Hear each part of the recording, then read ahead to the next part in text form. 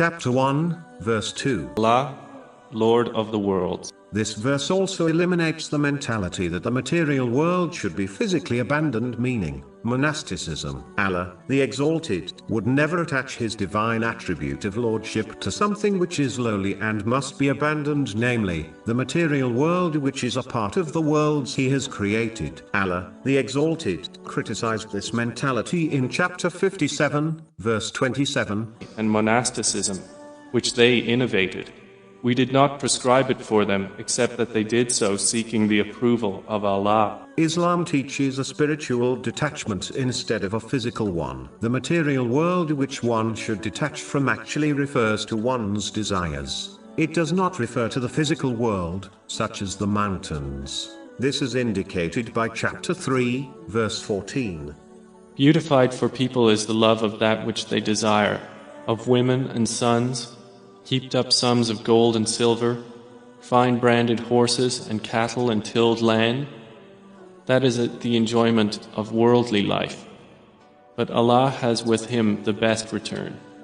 These things are connected to the desires of people, and by them one becomes distracted from preparing for the hereafter. When one abstains from their desires, they are in fact detaching from the material world. This is why a Muslim who does not possess worldly things can still be regarded a worldly person because of their inner desire and love for it, whereas a Muslim who possesses worldly things, like some of the righteous predecessors, can be considered detached from the material world, as they do not desire and occupy their minds, hearts and actions with them.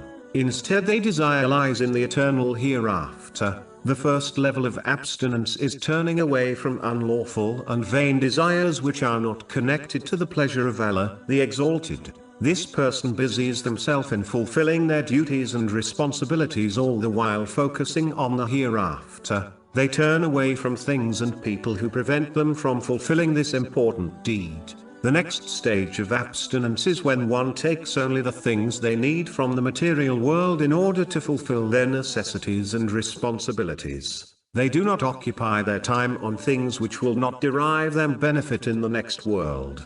This is the advice given by the Holy Prophet Muhammad, peace and blessings be upon him, in a narration found in Sahih Baqarah, number 6416. He advised a Muslim to live in this material world as a stranger or a traveler. Both types of people will only take what they need from the material world in order to reach their destination, meaning the hereafter, safely. A Muslim can achieve this by understanding how close their death and departure to the hereafter is. Not only can death pounce on a person at any time, but even if one lives a long life, it seems as though it passed in a moment. By realizing this reality, one sacrifices the moment for the sake of the eternal hereafter. Shortening one's hope for a long life in this material world will encourage them to perform righteous deeds, sincerely repent from their sins, and prioritize preparing for the hereafter over all else. The one who hopes for a long life will be inspired to behave in the opposite manner. The one who is truly abstinent in the material world neither blames it nor praises it. They do not rejoice when they gain it, nor do they grieve when it passes them by.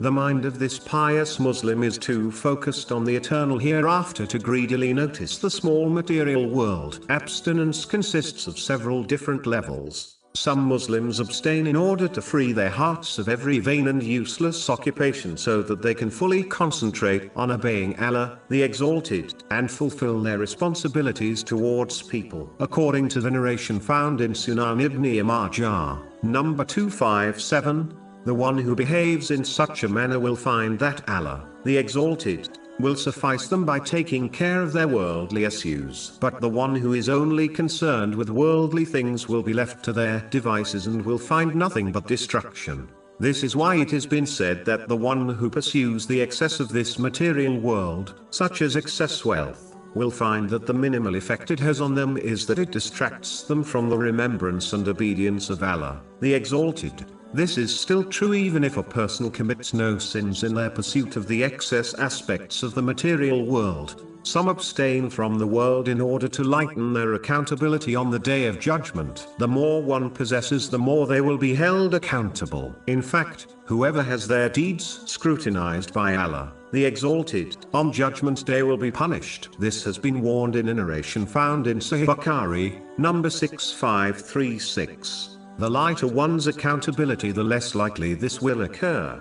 It is why the Holy Prophet Muhammad, peace and blessings be upon him, warned in a narration found in Sahih Baqarah, number 6444, that those who possess plenty in the world will possess very little good on the day of rising, except for those who dedicated their belongings and wealth in ways pleasing to Allah, the Exalted. But these are a few in number. This long accountability is the reason why each person, rich or poor, will wish on the day of judgment that they were only given their daily provision during their lives on earth. This has been confirmed in narration found in Sunan ibn Majah, number 4140.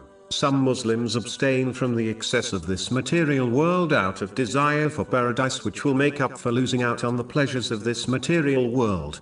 Some abstain from the excess of the material world out of fear of hell. They rightfully believe that the more one indulges in the excess of this material world, the closer they are to the unlawful, which leads to hell. This has been warned in a narration found in Jami'a Tirmizi, number 1205. In fact, it is why the Holy Prophet Muhammad, peace and blessings be upon him, advised in a narration found in Sunan ibn Majah, number 4215, that a Muslim will not become pious until they abstain from something which is not a sin out of fear it may lead to a sin.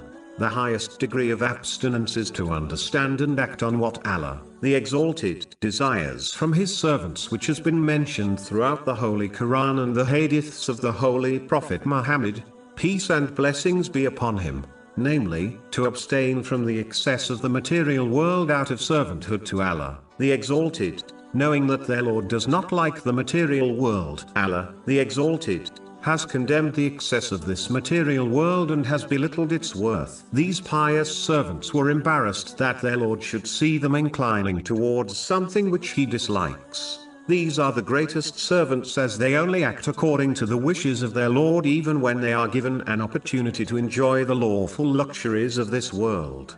This is the very reason why the Holy Prophet Muhammad, peace and blessings be upon him, chose poverty even though he was offered the treasuries of the earth.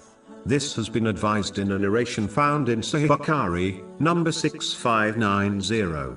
The Holy Prophet Muhammad, peace and blessings be upon him, chose this as he knew it was what Allah, the Exalted, desired for His servants. As Allah, the Exalted, disliked the material world, the Holy Prophet, peace and blessings be upon him, rejected it out of love for his Lord. How can a true servant love and indulge in what their Lord dislikes? The Holy Prophet Muhammad, peace and blessings be upon him, did set an example for the poor by choosing poverty and taught the rich how to live through his words and actions. He could have easily chosen the alternative and practically showed the rich how to live by taking the treasuries of the world which were offered to him, and he could have taught the poor how to live correctly through his words and actions. But he chose poverty for a specific reason, which was out of servanthood to his Lord, Allah, the Exalted.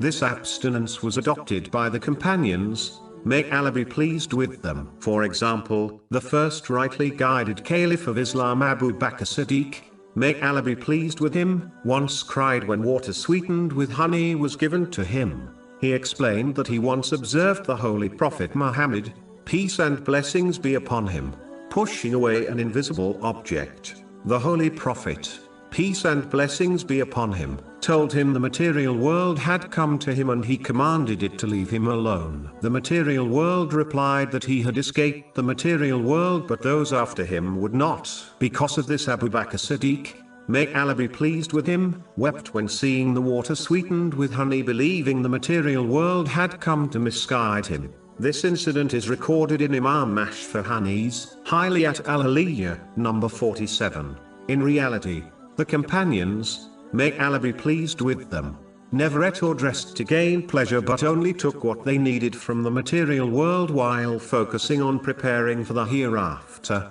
They disliked when the material world was placed at their feet, being fearful that perhaps their reward had been given to them in this world instead of in the hereafter. Anyone who is truly abstinent will follow in their footsteps. Muslims should not fool themselves by indulging in the unnecessary luxuries of this material world while claiming their heart is attached to Allah, the Exalted. If a person's heart is purified, it manifests on their limbs and in their actions, which is confirmed in a narration found in Sahih Muslim, number 4094. Whoever's heart is attached to Allah, the Exalted, follows in the footsteps of the righteous predecessors by taking what they need from the material world, spending only for the sake of Allah, the Exalted, and turning away from the excess of the material world while striving to prepare for the hereafter. This is true abstinence.